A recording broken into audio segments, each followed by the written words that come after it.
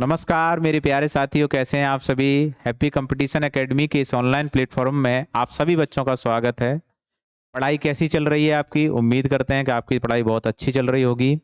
प्यारे बच्चों, आप देख रहे होंगे आपके बहुत सारे टॉपिक हमने इस चैनल पर आपके कंप्लीट कर चुका हूं। आज एक नए टॉपिक की फिर से शुरुआत करते हैं और जहां पर एक बेसिक पार्ट समझेंगे ब्लड रिलेशन का।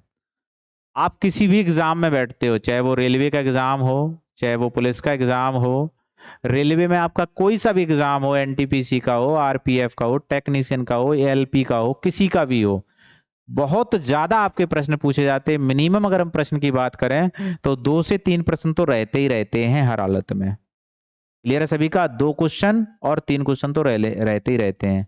और अगर एनटीपीसी मेंस में बैठोगे तो 4-4 5-5 क्वेश्चन पूछ लेता है वो यहां से। तो कुल मिलाकर के सभी तरीके के प्रश्नों को समझेंगे वन बाई वन करके।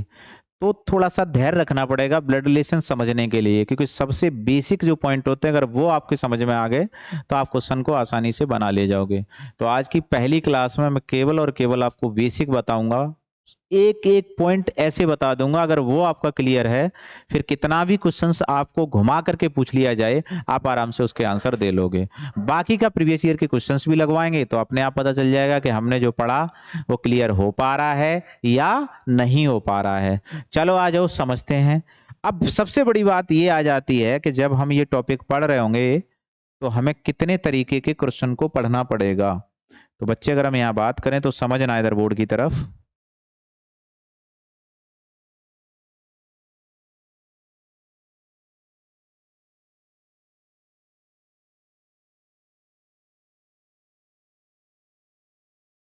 जिसे हम बोलेंगे रक्त संबंध, रक्त संबंध, और कह सकते हैं हम खूनी रिश्ते। क्या कह सकते हैं? खूनी रिश्ते। चलो आओ समझो यहां पर। तो जब आप देखोगे यहां पर तो कुल मिलाकर के हमें 3 टाइप के प्रश्नों में हम विभाजित करते हैं इस पूरे टॉपिक को। तो कौन कौन से वो 3 टाइप होंगे आप समझिएगा। तो टाइप 1 में हम समझेंगे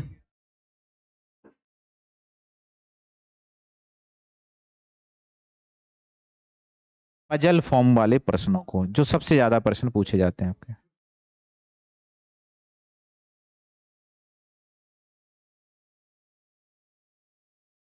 पजल फॉर्म, जिसे हम बोलेंगे पहेली के रूप में,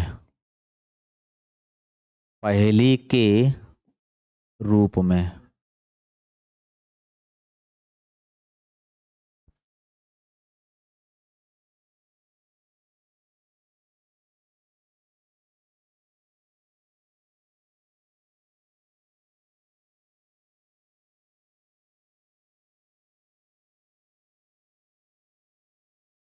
चलो भाई समझते हैं यहां पर। तो यहां से प्रश्नों की संख्या बहुत ज्यादा रहती है मेरे प्यारे बच्चों।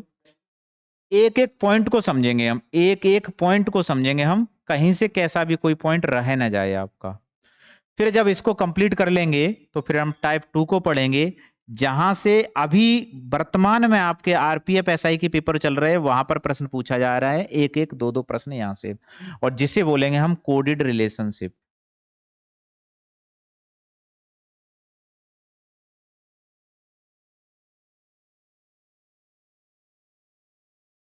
इसे हिंदी में बोलेंगे हम सांकेतिक भाषा के रूप में। क्या बोलेंगे बेटा इसको हम? सांकेतिक भाषा के रूप में। तो लिखोगे यहां पर सांकेतिक भाषा के रूप में, यही लिख देता हूं, सांकेतिक भाषा के रूप में। अभी तक जितने भी एग्जाम हुए हैं हर एग्जाम के क्वेश्चंस को मैं देखता हूं तो यहां से केवल 4 टाइप के प्रश्नों को पूछा गया है सांकेतिक भाषा के रूप में। वो मैं चारों टाइप के प्रश्नों को बताऊंगा। डायरेक्ट कैसे सॉल्व करना है, जनरेशन से कैसे सॉल्व करना है, जेंडर गैप से कैसे सॉल्व करना है, ये सारी चीजें हम आपको इसमें बताएंगे वन बाई वन करके। तो कुल मिलाकर के अभी जैसे कल पेपर हुआ था आरपीएफ एसआई का, तो वहां पर यहाँ से प्रश्न 2 प्रश्न पूछे गए थे और यहाँ से 1 प्रश्न, यानी 3 क्वेश्चन आपके ब्लड रिलेशन के पूछे गए थे मेरे प्यारे बच्चों। और ये प्रश्न आपके आरपीएफ वाले कांस्टेबल वाले एग्जाम में भी पूछे जाएंगे, और ये प्रश्न आपके एनटीपीसी वाले एग्जाम में भी पूछे जाएंगे, और ऐसे ही प्रश्न आपके रेलवे ग्रुप डी में भी पूछे जाएंगे। तो इस बात को याद रखें। चलिए भाई, और क्या इसमें हमें पढ़ना है? तो जो लास्ट टाइप रह जाएगा, जिसे हमने बांट रखा है 3 पार्टों में, तो जिस तरीके से हम 1 by 1 करके खत्म करेंगे, तो जो टाइप थर्ड होगा और उसमें पढ़ेंगे हम बेटा पॉइंटिंग फॉर्म। अब इसे क्या, पॉइंटिंग फॉर्म क्या होता है? इसे कहते हैं बेटा इशारे के रूप में, इशारे के रूप में।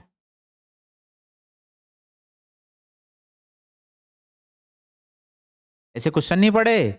एक लड़की की तरफ इशारा करते हुए एक लड़का कहता वह मेरे पिता के पिता की इकलौती पुत्री की पुत्री है, तो वो लड़की से मेरा क्या संबंध है? तो देखो इशारा किया कि नहीं किया? तो इशारा तुम भी करना सीख जाओगे। सभी क्लासों को आपको कंटिन्यूअस पढ़ना होगा और एक एक पॉइंट को समझना होगा।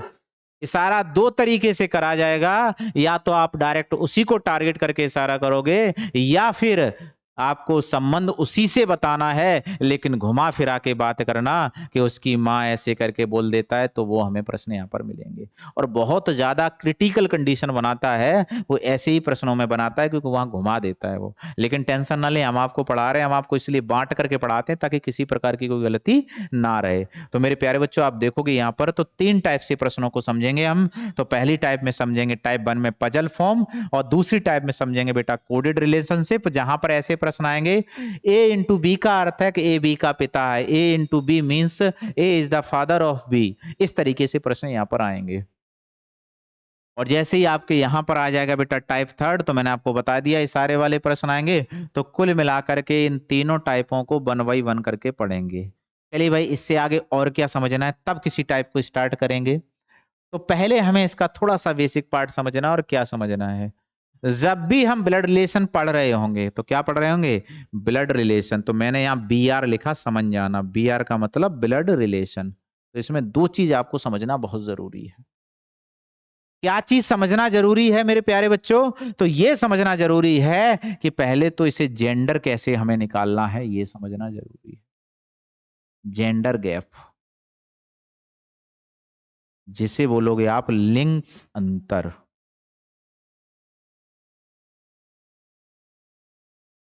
लिंग अंतर।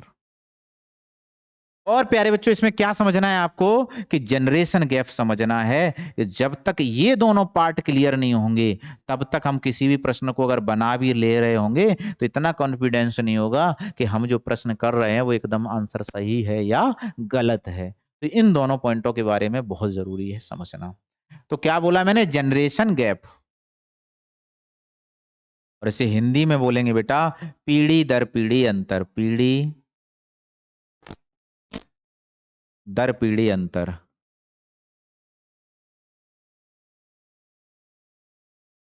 पीढ़ी अंतर। इन दो टाइप के प्रश्नों को हमें समझना होगा मेरे प्यारे बच्चों। क्लियर है सभी? इन दो चीजों को हमें समझना जरूरी है, तब हम किसी भी टाइप को स्टार्ट कर पाएंगे। चलो आओ भैया समझते हैं। तो पहले हम जेंडर गैप को समझ लेते हैं और उसके बाद फिर जनरेशन गैप को समझेंगे। तो देखो जेंडर गैप तो छोटा सा पार्ट है, तो यहीं की यहीं समझ में आ जाएगा, और जनरेशन के लिए हम अगली पीपीटी ले लेंगे, उस पर समझाएंगे। तो जैसी बेटा अगर हम बात करें तो पहला पॉइंट ये है आपका और दूसरा पॉइंट ये है। तो पहले पहले पॉइंट के बारे में समझ लेते हैं। तो प्यारे बच्चों एक बात देखना, जेंडर गैप लिखा मैंने पहला पॉइंट आपका। तो जेंडर में बेटा दो ही लोग तो आते हैं, महिला और पुरुष। महिला और पुरुष, क्लियर है सभी का? तो जेंडर में आपके दो ही अभिव्यक्ति आएंगे, या तो महिला आ जाएगी और या आपकी पुरुष आ जाएगी। महिला यानी फीमेल, और या आपका पुरुष यानी मेल आ जाएगा।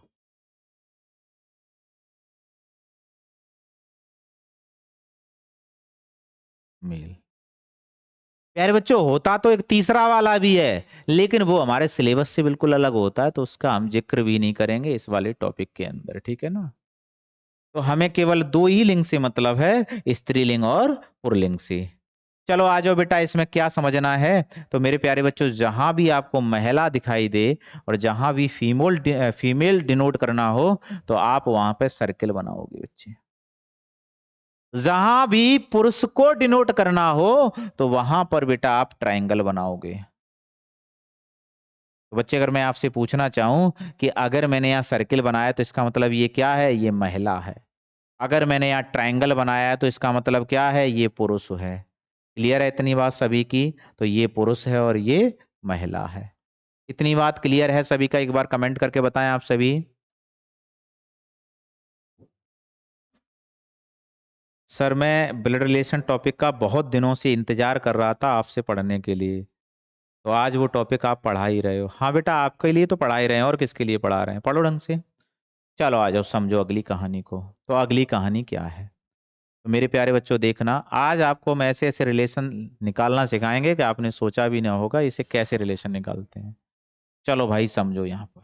तो यानी कौन सा पार्ट क्लियर कर लिया मैंने? जेंडर गैप क्लियर कर लिया, या तो महिला और या तो पुरुष। और अगर महिला होगा तो हम डिनोट कर देंगे सर्किल से, और अगर पुरुष होगा तो डिनोट कर देंगे ट्रायंगल से। अब आता है असली पार्ट, 2 नंबर, जनरेशन गैप कैसे निकालेंगे।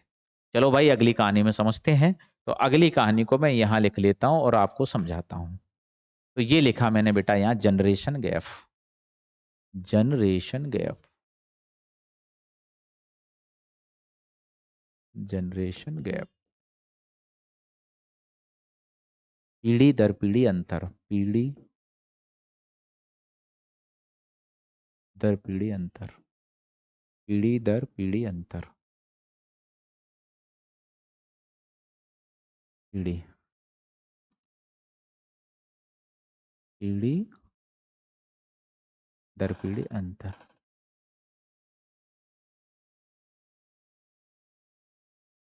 चलो भाई समझते हैं इसको कैसे करना होगा हमको। तो मेरे प्यारे बच्चों एक बात देखना आप बड़े ध्यान से, इसको मैं 3 पार्टों में बांट करके चलूंगा। 1 नंबर, 2 नंबर, और यहां 3 नंबर।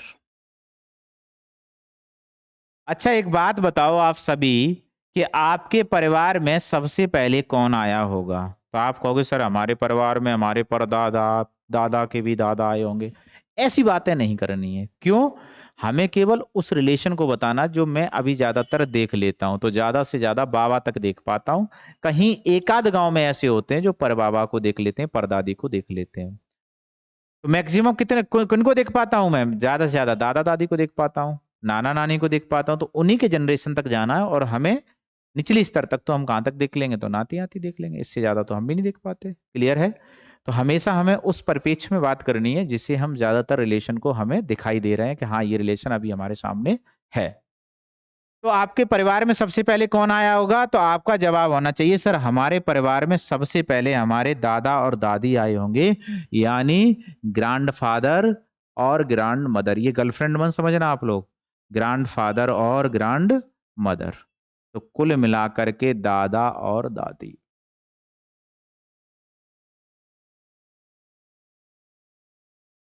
अच्छा इसके बाद परिवार में कौन आया होगा? तो आप कहोगे देखो सर इसके बाद परिवार में आए होंगे हमारे माता पिता। तो कहने का मतलब है या तो पिता और या फिर कौन? माता। चलिए भाई अगली कहानी समझिएगा। फिर कौन आया होगा? इनके पुत्र और पुत्री। तो इसका मतलब है हम लोग आए होंगे, इनके पुत्र और पुत्री। इसका मतलब इनके पुत्र और पुत्री। क्लियर है बेटा सभी का? क्या सर इन्हीं तीनों पॉइंट से हमारा पूरा टॉपिक क्लियर हो जाएगा? हाँ सर इन्हीं तीनों से हो जाएगा, बस शर्त है थोड़ा सा आपको दिमाग लगाना होगा। और कैसे दिमाग लगाना होगा तो वो आप समझोगे यहां पर बेटा। देखो बच्चे, अब हम जो भी रिलेशन बोल रहे होंगे वो रिलेशन इनसे जुड़ करके चलना चाहिए, इनसे जुड़ करके चलना चाहिए, इनसे जुड़ करके चलना चाहिए। जैसे मैं बोलूं बताओ चाचा कहां पर आएगा, तो आपका काम है इनसे जोड़ो। किससे जुड़ेगा? सर वो पिता से जुड़ेगा, क्योंकि पिता का भाई है, और भाई बहन में कोई भी जनरेशन गैप नहीं होता। तो इसका मतलब चाचा यहां पर आ जाएगा। और बेटा अगर चाचा यहां आ जाएगा तो ये बेचारा अकेले जिंदगी थोड़ी काटेगा, तो चाची भी यहीं आ जाएंगे। मैं कहूं आपसे बताओ मामा कहाँ आएगा, तो आप कहोगे सर मामा कौन होता है? मम्मी का भाई। जब हमारी मम्मी यहाँ बैठी हुई हैं तो इनका भाई भी तो इधर आ जाएगा। तो आपने कहा मम्मी का भाई है तो मामा तो माता की बराबर वाली जनरेशन में आ जाएगा। तो आपने कहा सर यहाँ मामा आ जाएगा। अब एक बात बताओ, मामा का बेचारे अकेले जिंदगी काटेंगे, तो इनके लिए भी बहू लेकर के आओ। तो इसका मतलब है मामी भी यहीं पर आ जाएंगी। क्या मेरे प्यारे बच्चों ये बात क्लियर हो रही है आप सभी की? कि हाँ सर हो रही है, तो बड़ी अच्छी बात है, क्लियर होना चाहिए, इसीलिए तो मेहनत कर रहे हैं आपके लिए। अच्छा, और कोई रिलेशन जो आपके मन में आ रहा उसे आप हमारे सामने लिख करके बोलिएगा। बताओ सर इसको मैं कहाँ रखूंगा। एक बच्चे ने कमेंट किया है, सर फूफा को कहाँ रखेंगे। अच्छा बेटा एक बात बता, फूफा होता कौन है? तो तूने बोला कि सर पापा की बहन का पति होता है। अरे भैया सीधी सी बात है, जब पापा की बहन है तो इसी जनरेशन में तो आएगी, और जब पापा की बहन बुआ यहाँ आ जाएगी तो मेरे प्यारे बच्चे अब इन्हीं का तो पति फूफा होगा, तो भैया लो फूफा भी यहीं आ जाएंगे।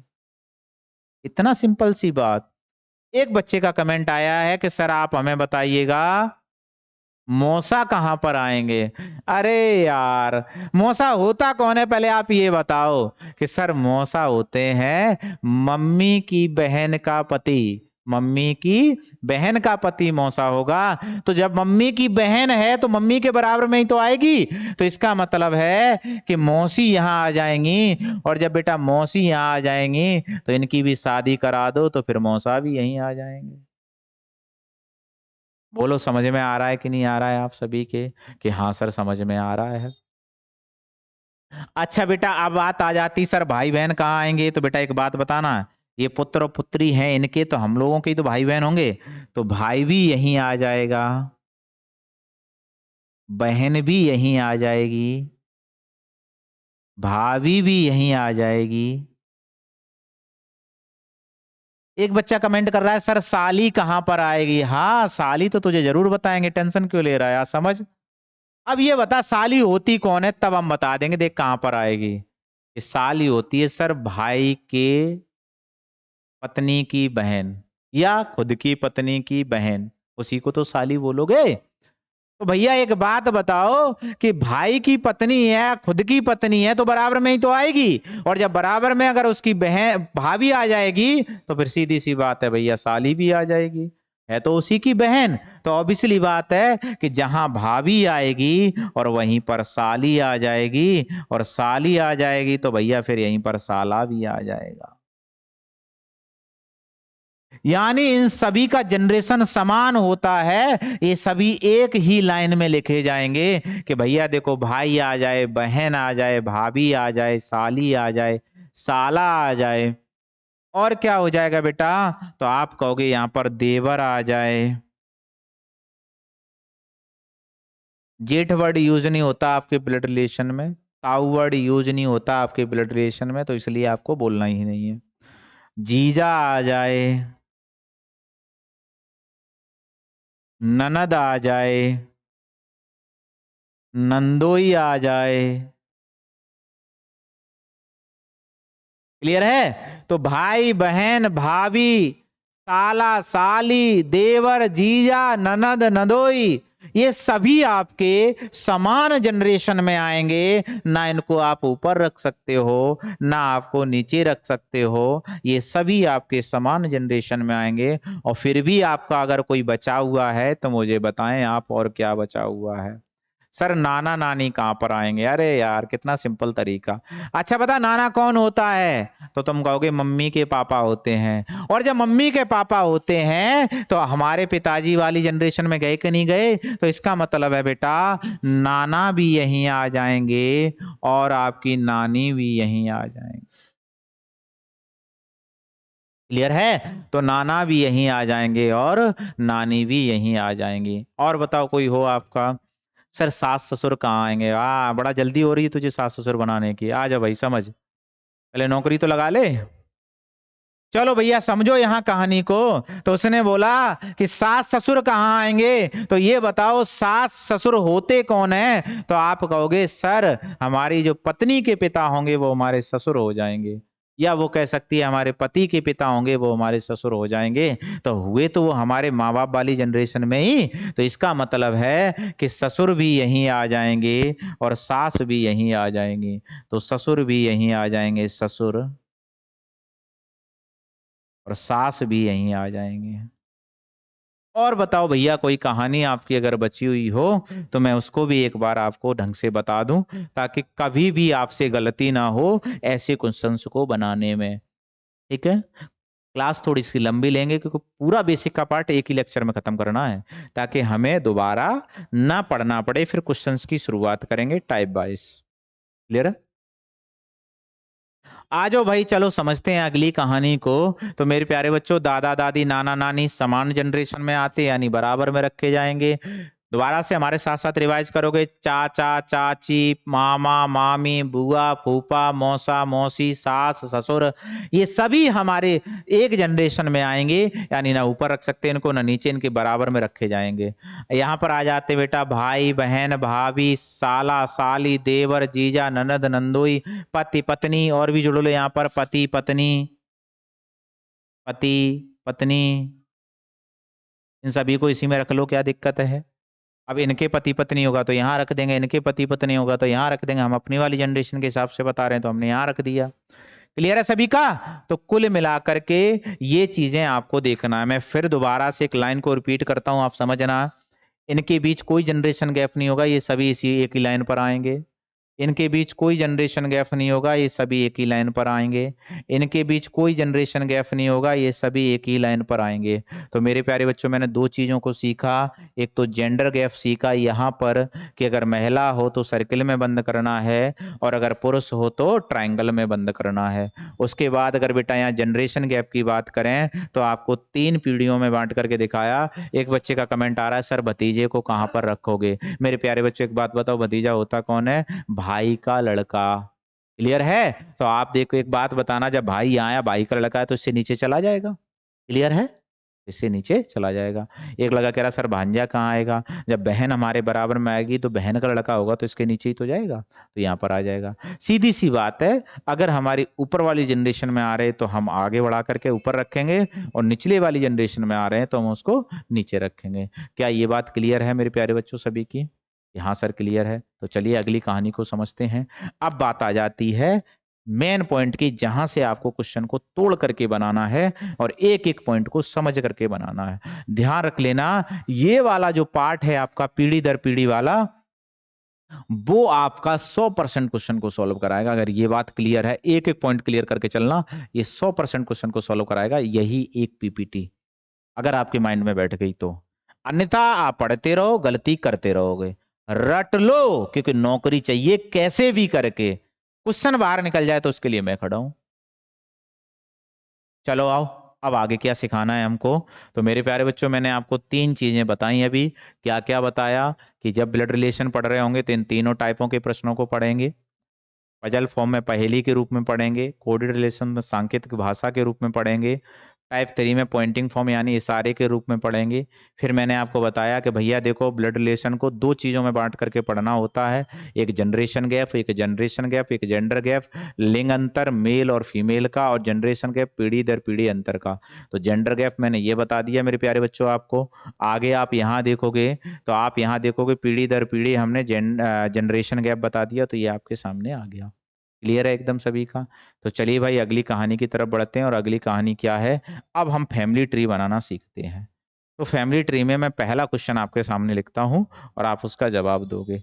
तो क्या है पहला क्वेश्चन, आप समझे यहां पर। पहला क्वेश्चन है बेटा, ए बी का पिता है। ए बी का पिता है। प्यारे बच्चों, दूसरा क्वेश्चन है आपका यहीं पर, ए बी की माता है।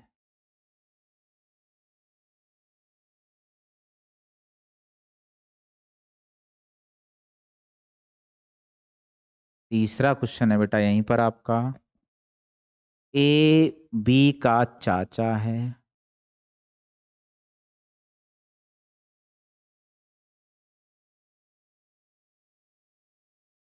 क्लियर है आप सभी का? तो इन तीनों पॉइंटों को समझेंगे वन बाई वन करके। ध्यान आपका इधर ही होना चाहिए, इधर उधर ध्यान ना भटकना, ठीक है? ध्यान भटकाओगे नौकरी हाथ से निकल जाएगी, याद रखना आप।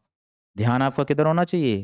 केंद्र की तरफ, यानी बोर्ड की तरफ, यानी क्वेश्चन के जिस्ट की तरफ, यानी समझना कैसे है हमें उसको। आ जाओ, चलो भाई समझते हैं हम इस कहानी को। तो मेरे प्यारे बच्चों, एक बात देखना बड़े ध्यान से। ए बी का पिता, इसमें पिता कौन है? ए बी का पिता है, इसका मतलब ए पिता है, तो पहला वाला रिलेशन होता है। तो ए तो हो गया बेटा आपका पिता, और किसका पिता है? बी का। तो मैं कहता हूं आपसे बी आप खुद को मान करके चलना, बी आप खुद हो, ठीक है ना। आपका भी जेंडर पता नहीं, आप मेल भी हो सकते हो और फीमेल भी हो सकते हो। तो आपको अपने पिता को बिठाना, बी खुद हो तो आपने लो बी को बिठा दिया। अब आपको अपने पिता बिठाना है, तो ऊपर वाली जनरेशन में आओगे तो जस्ट इसके ऊपर, ना नेक भी इधर ना नेक भी इधर, जस्ट इसके ऊपर। और उसके बाद अब आप देखोगे यहां पर, अब ये हो जाएगा बेटा, ये हो जाएगा। क्लियर हुआ सभी का? तो ए बी का पिता है, हमने इस तरीके से बना दिया। क्लियर है? अगला पॉइंट है भैया, ए बी की माता है, और ए बी की माता है, तो माता कौन है इसमें? कि ए माता है सर, और किसकी माता है? बी की। और बी कौन है? मैं खुद हूं सर, और पहले मैं खुद बैठता हूं, तो मैं पहले खुद बैठ गया सर, ये मैं बी हूं, और मुझे अपनी माता बैठाना है, तो जस्ट ऊपर ही तो आएगी बेटा, तो यहाँ पर ए आ जाएगी। और अब की बार माता है ए, तो ऑब्वियसली बात है हम सर्किल में बंद कर देंगे। क्या बी का जेंडर पता है? नहीं सर, मैं मेल भी हो सकता हूं और मैं फीमेल भी हो सकता हूं। क्वेश्चन को बनाने के लिए हमें अपने आप को अज्यूम करना है। क्लियर बेटा? अगला पॉइंट समझते हैं हम यहां पर, और अगला पॉइंट है ए बी का चाचा है। अब बेटा सबसे बड़ी गलती बच्चे क्या करते हैं, इस तरीके से इसको बना देते हैं, ये बी बना दिया और ये ए बना दिया, और यहां पर आपने ये इस तरीके से बना दिया, तो इसका मतलब है आप गलती कर गए। एक बात देखना कि पिता वाला भी यही है और चाचा वाला भी यही है, भैया घर में लड़ाई हो जाएगी। जो पिता की जगह है वो आप चाचा को दे रहे हो यार, जो चाचा की जगह है वो आप पिता की दे रहे हो, गोलीबाजी हो जाएगी मेरे भाई। रिलेशन ऐसा बनाइएगा कि डायग्राम देखते ही खन आपको पता चल जाए कि इसमें ये लाइन का अर्थ निकलेगा। तो कैसे बनाना है आप इसको समझना। ऐसे अगर आप बना रहे हो तो एकदम गलत बना रहे हो। आपको कैसे बनाना है मेरे प्यारे बच्चों, तो देखना, ये चाचा कौन है इसमें? तो आपने कहा चाचा सर यहां पर बी ए चाचा है, तो ये चाचा है। और किसका चाचा है? खुद, यानी मेरा चाचा है। मैं अपने आप भी, अपने खुद को मान करके मैं भी चलता हूं। तो ये मैं हूं और ये मेरे पिता हैं। मैंने ट्रायंगल छोड़ दिया, तो इसका मतलब मेरे पिता हैं, और पिता का जो भाई होगा वो मेरे लिए चाचा होगा कि नहीं होगा। तो आपका ये वाला डायग्राम एकदम सही माना जाएगा मेरे प्यारे बच्चों, और ये वाला डायग्राम एकदम गलत माना जाएगा। तो आप किसी भी प्रकार की कोई गलती मत कर देना, नहीं तो आपका क्वेश्चन बना बनाया हुआ, मेहनत की हुई सब बेकार हो जाएगी। तो ऐसा मत करना 1% भी, ठीक है ना। जो भी, अब देखो अगर मैं इस लाइन को दुबका भी लूं या मैं छिपा भी लूं, तब भी मैं कह सकता हूं ये मेरा चाचा, क्योंकि मेरे ऊपर पापा आएंगे, पापा का भाई होगा बगल से आएगा, तो ये मेरे लिए चाचा बन जाएगा। क्या इतनी बात क्लियर है मेरे प्यारे बच्चों सभी का? कि हाँ सर क्लियर है। और अगर क्लियर है तो चलिए भाई अगली कहानी की तरफ बढ़ते हैं, और अगली कहानी ये आ रही है आपके सामने, ठीक है। चलें भैया अगली कहानी की तरफ, और अगली कहानी आपके सामने लेके आते हैं। कुछ कट तो नहीं रहा? नहीं कट रहा है। चलो भाई अगली कहानी लिखो। और अगली कहानी आपके लिए चौथा नंबर पॉइंट है। ए बी का भाई है। A is a brother of B, A B का भाई है। पांचवा पॉइंट है, ए बी की बहन है। छठवां पॉइंट है बेटा, ए बी की बहन है। बी ए का भाई है, बी ए का भाई है, बी ए का भाई है। चलो आ जाओ समझते हैं बेटा। और सातवां पॉइंट यहां लिखोगे। सातवां पॉइंट है बेटा, ए बी की पत्नी है।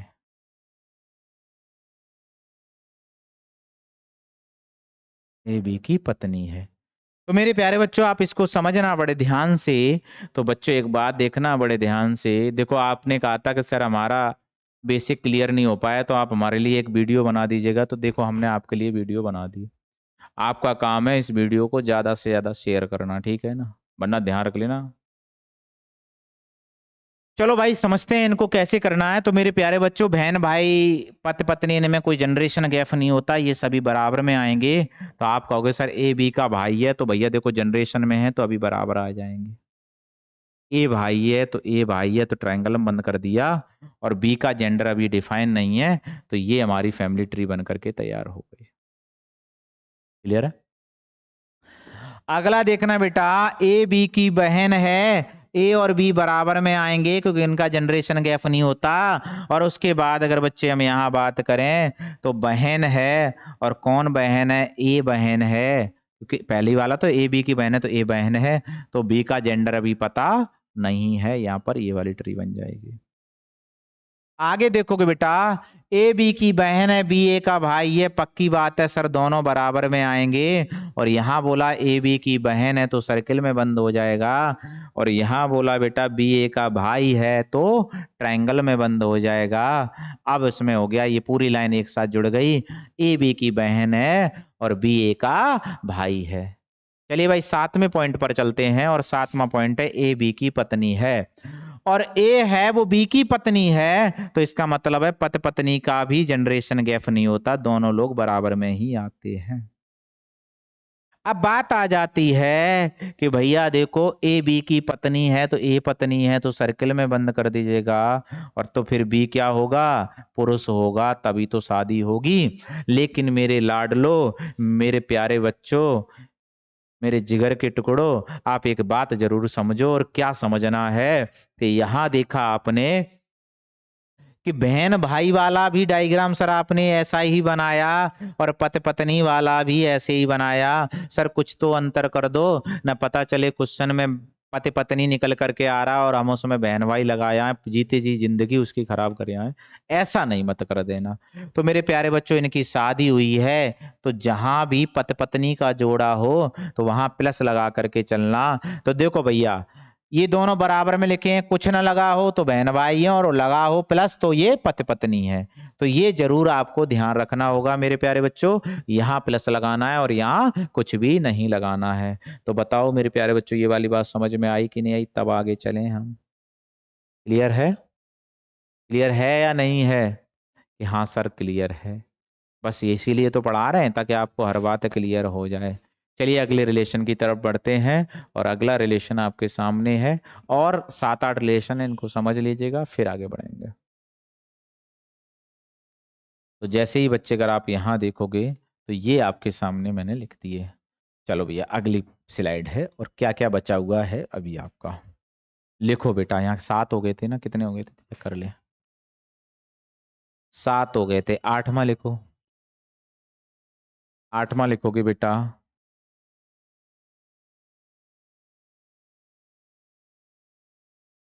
आठवां है आपके पास, ए बी का दादा है। अगला लिखोगे बेटा नौवां, ए बी का नाना है।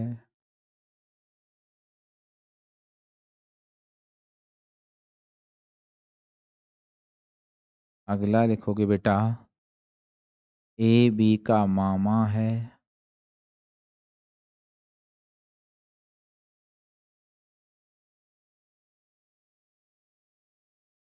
अगला लिखोगे बेटा ए बी का दामाद है।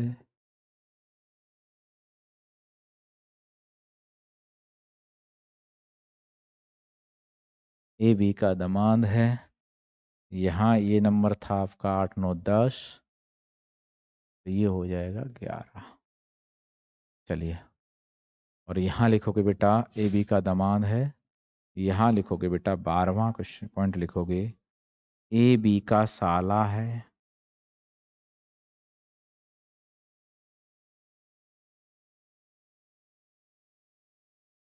ए बी का साला है। और यहाँ 13वां पॉइंट लिखोगे, मैं बांटता चल रहा हूँ बेटा, ठीक है ना। यहाँ 13वां पॉइंट लिखोगे, क्योंकि एक में समझा तब भी देंगे हम सभी।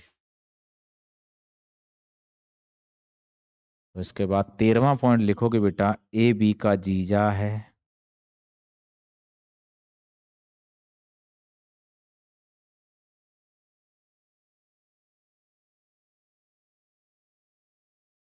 चौदहवां पॉइंट लिखोगे बेटा आपका, ए बी का ससुर है।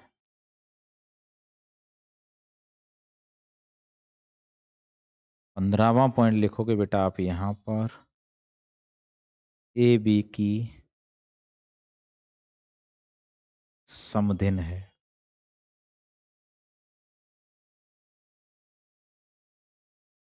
समधिन है। आ जाओ, चलो समझते हैं इन सभी पॉइंटों को और उसके बाद हम आगे बढ़ेंगे। तो मेरे प्यारे बच्चों, इन सभी पॉइंटों को समझेंगे एक एक करके।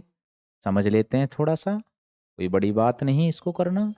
तो चलिए, पहला पॉइंट है बेटा, ए बी का दादा है। कौन दादा है सर? ए दादा है। और किसका दादा है? बी का दादा। और बी में अपने आप खुद को मान करके चलता हूं। मुझे अपने दादाजी को बिठालना है। कैसे बिठा लोगे? ये मैं बैठा, फिर मेरे पिताजी आएंगे और पिताजी के जो पिताजी होंगे, बोलो बेटा मेरे लिए दादाजी होंगे कि नहीं होंगे? तो आप कहोगे हाँ सर, ए बी का दादा है। एकदम बन गया हमारा आराम से। मैं कहूँ ए बी का नाना है। नाना कौन होता है बेटा? मम्मी के पापा। तो यानी ये नाना है बेटा आपके, और ये बी मैं खुद हूं, मुझे खुद से बिठाल के चलना है। तो ये मैं हूं, ये मेरी माँ है, और ये मेरे माँ के पिता हैं। तो बोलो बेटा मेरे लिए नाना जी हो जाएंगे कि नहीं हो जाएंगे? तो आप कहोगे सर ये मेरे लिए नाना जी हो जाएंगे। ए बी का मामा। मामा कौन होता है? मम्मी का भाई। तो मामा कौन है इसमें? ए मामा है बेटा। और किसका मामा है बेटा? बी का मामा है। तो बी मैं खुद हूं, ये मैं हूं, ये मेरी माँ है, और ये मेरे मेरी माँ का भाई है। बराबर में आते हैं, ठीक है ना। तो यहाँ ए आ जाएगा, तो ए बी का मामा हो जाएगा मेरे प्यारे बच्चों। ए बी का दामाद है। दामाद कौन होगा? मेरी लड़की का पति। तो इसका मतलब है दामाद है, तो मैंने यहाँ लिखा ए है वो बी का दामाद है। तो इसका मतलब है बी खुद है, खुद मैं हूं। तो बेटा एक बात देखना, कि अगर मैं ये अपना दामाद बनाना तो कैसे बनाओगे? ये मैं हूं, ये मेरी बेटी है, और ये मेरी बेटी का पति है। तो बोलो हमारे लिए दामाद होगा कि नहीं होगा प्यारे बच्चों? बोलो हमारे लिए दामाद होगा कि नहीं होगा? कि हाँ सर दामाद होगा, क्यों नहीं होगा। आज चलो आगे समझते हैं। समझ में तो आ रहा है ना सभी? कमेंट करके बताओ जल्दी से, समझ में आ रहा है कि नहीं आ रहा है? हाँ। और ये वीडियो ध्यान रख लेना, पूरे यूट्यूब पे कहीं ऐसे किसी ने नहीं बताया होगा इतने पॉइंट कर करके, और मैं आपको बता रहा हूँ। तो इसका मतलब है इस वीडियो को खत्म होने के बाद अपने स्टेटस पे जरूर लगाएंगे, ताकि और बच्चों को भी बेसिक जानकारी मिल जाए। फिर मैं अगला वीडियो लेकर के आऊंगा, जहां पर प्रीवियस ईयर के क्वेश्चन होंगे टाइप वाइज। तो और ज्यादा चीजों को हम लोग एकदम क्लियर कर लेंगे मेरे प्यारे बच्चों। क्लियर है? चलो आ जाओ। ए बी का साला है। तो बी का साला कैसे बनाओगे? ये मैं हूं, ये मेरी पत्नी है, और ये मेरी पत्नी का भाई है। तो बोलो मेरे लिए साला होगा कि नहीं होगा? और मैं हूं तो मैं तो अपने आप में पुरुष हूं, तभी तो साला बना पाऊंगा। तो ये साला बन जाएगा। ये मैं हूं, ये मेरी पत्नी है, और पत्नी का भाई कौन हो जाएगा? साला हो जाएगा, क्योंकि बी को मैं खुद मान करके चलता हूँ ना अपने आप को। ए बी का जीजा है। ये मैं हूं। अब मैं अपना जेंडर नहीं निकाल सकता, क्यों? क्योंकि ये मेरी बहन है, और बहन का जो पति होगा वो मेरे लिए जीजा होगा कि नहीं होगा बेटा? तो मैं महिला भी होंगी तब भी मेरी बहन हो जाएगी, मैं पुरुष भी होऊंगा तब भी मेरी बहन हो जाएगी। तो बहन का पति तो हमेशा जीजा ही लगेगा। ससुर है। क्या बात है, एक बच्चे ने पूछा भी था, सर ससुर कहाँ बैठेगा? देखो बेटा, ससुर कैसे बनाओगे मेरे प्यारे बच्चों? बी का ससुर कौन? बी का ससुर ए है। तो ये मैं हूं, हमेशा लड़की के पक्ष का ससुर बनाना बेटा। ये मैं हूं, मैं भी लड़की हूं, ये मेरे पति हैं, और ये मेरे पति के पिता हैं। तो बोलो मेरे लिए ससुर हैं कि नहीं है? आप कहोगे सर बी का जेंडर डिफाइन क्यों कर दिया? आप लड़के का बनाओगे तब भी बन जाएगा, लेकिन इन एग्जाम में आपको लड़की का ही बना करके चलना है, क्योंकि ससुर हमेशा लड़की का ही बनाना होता है। क्लियर है? तो कुल मिलाकर के ये वाला इस तरीके से बन जाएगा। ए बी की समदिन है। ए है वो बी की समदिन है। तो बेटा देखो, मैं ऐसे बना सकता हूँ, ये लड़का है, और इसकी शादी इस लड़की से हुई है। समदिन है, इसकी माँ है, और ए को मैं यहाँ रख देता हूँ। अब यहाँ पर मेल भी आ सकता है और फीमेल भी आ सकता है, कोई दिक्कत नहीं है। ये इसकी माँ है, दोनों आ जाएंगे बेटा, फीमेल भी आ जाएगी, कोई दिक्कत नहीं है। तो बेटा इसके लिए एक बात बताओ, अगर मैं बी यहाँ रख लूँ और बी यहाँ रख लूँ, तो देखो ये मेरा बेटा है, ये इसकी बेटी है। जब इन दोनों में शादी हुई तो ये दोनों एक दूसरे के समधिन होंगी कि नहीं होंगी? ये इसके लिए समधिन होगी कि नहीं होगी? क्लियर है इतना सभी का? तो ऐसे करके आपको रिलेशन निकालने होंगे, चाहे कितने भी टफ हो क्यों ना हो। चलो भाई अगली बात समझते हैं, और अगला क्या समझना है एक बात को देखेंगे और देखते हैं 2-4 रिलेशन को। एक बार कमेंट करके बताएं आप सभी का क्लियर है ना कि हाँ सर क्लियर है। तो चलो अगले रिलेशन को समझते हैं। अगला रिलेशन, 4 रिलेशन और है, उनको समझ लो फिर आगे बढ़ते हैं।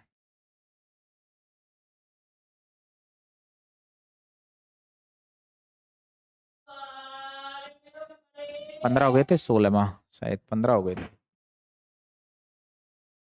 15 हो गए थे, 16वां। 16वां आप लिखोगे ए बी का, ए बी का, ए बी का भतीजा है।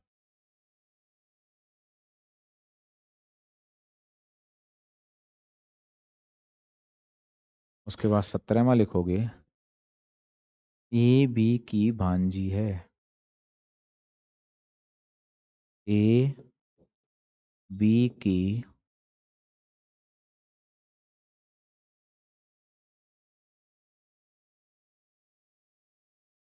भांजी है। उसके बाद 18वां पॉइंट लिखोगे ए बी की भांजी है। 18वां पॉइंट लिखोगे भतीजा है भांजी, ए बी की भाभी है।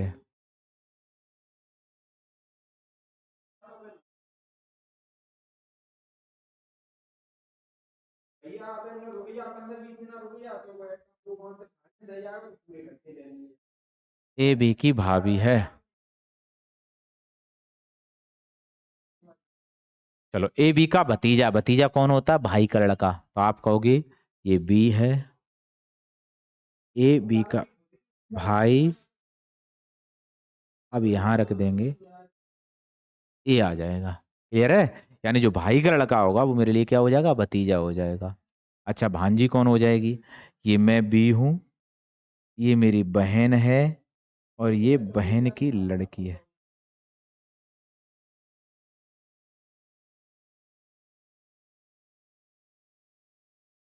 ए बी की भांजी है, तो बी की बहन है ये, और बहन की लड़की है। तो बोलो बताओ बेटा भांजी होगी कि नहीं होगी? अगला पॉइंट देखो, ए बी की भाभी है, तो बी का भाई होगा, और भाई की जो पत्नी होगी वो बोलो बेटा ये भाभी हो जाएगी कि नहीं हो जाएगी इसकी?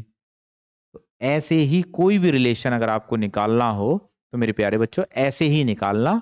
यानी आज देख रहे हो आपको मैंने सारा कुछ क्लियर किया। एक पॉइंट और बता दें,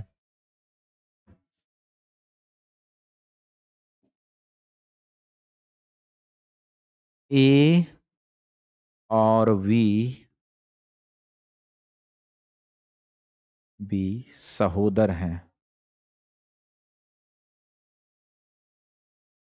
सहोदर हैं, A and B are siblings, सहोदर हैं। तो प्यारे बच्चों एक बात देखना, इसका मतलब होता है सहोदर का मतलब एक ही माँ बाप की संतान है, और जब एक ही माँ बाप की संतान है तो दोनों बराबर में आएंगे, ए और बी, ए और बी, ए और बी। लेकिन मेरे प्यारे बच्चों आप ये नहीं कह सकते कि दोनों लड़कियां हो सकती हैं, दोनों लड़के हो सकते हैं, इसमें एक लड़का और एक लड़की हो सकती है। क्लियर है ना?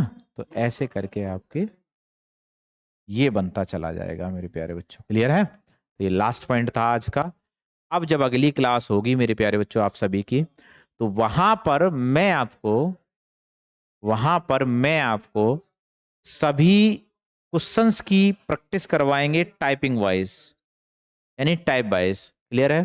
तो आज हमने सारी चीजों का बेसिक पॉइंट समझा, एक एक पॉइंट को। आप इस वीडियो को बड़े ध्यान से 2-3 बार देखना जब तक हर डाउट क्लियर ना हो जाए। तो पहले हमने बताया कि भैया देखो तीनों टाइप के प्रश्नों को पढ़ना है, तब हमारा कंप्लीट होगा टॉपिक। अगला बताया था बेटा मैंने कि जेंडर गैप और जनरेशन गैप समझना है, पीढ़ी दर पीढ़ी अंतर और लिंग का अंतर। और जेंडर महिला और पुरुष, फीमेल होगी तो सर्किल करेंगे, पुरुष होगा तो ट्रायंगल करेंगे। अगला है बेटा यहाँ पर जनरेशन गैप, पीढ़ी दर पीढ़ी अंतर, जहां पर आपको इस तरीके से समझना होगा, इन सभी के बीच में कोई अंतर नहीं आता, सभी बराबर में आएंगे, ये सभी बराबर में आएंगे, ये सभी बराबर में आएंगे, बस आपको देख करके रखना है। फिर उसके बाद मैंने बेटा रिलेशन को फाइंड आउट करना सिखाया था, फैमिली ट्री बनाना वो आपको सिखा दिया, हर पॉइंट को आपको समझा दिया। आपकी जब अगली क्लास होगी मेरे प्यारे बच्चों, वो क्वेश्चनों के साथ होगी और लाइव क्लास होगी, वहां पर आप समझना। चलिए ठीक है, आप सभी लोगों को धन्यवाद मेरे प्यारे बच्चों। ऐसे ही आप चैनल के साथ जुड़े रहिएगा और चैनल को सब्सक्राइब कर लीजिएगा, ताकि आपको बहुत ही बेहतरीन कंटेंट मिले कि आप जब एग्जाम में बैठो तो आपको लगे कि मैंने जिससे पढ़ा वो वास्तविक बहुत अच्छी तरीके से पढ़ाया गया था। जय हिंद, जय भारत।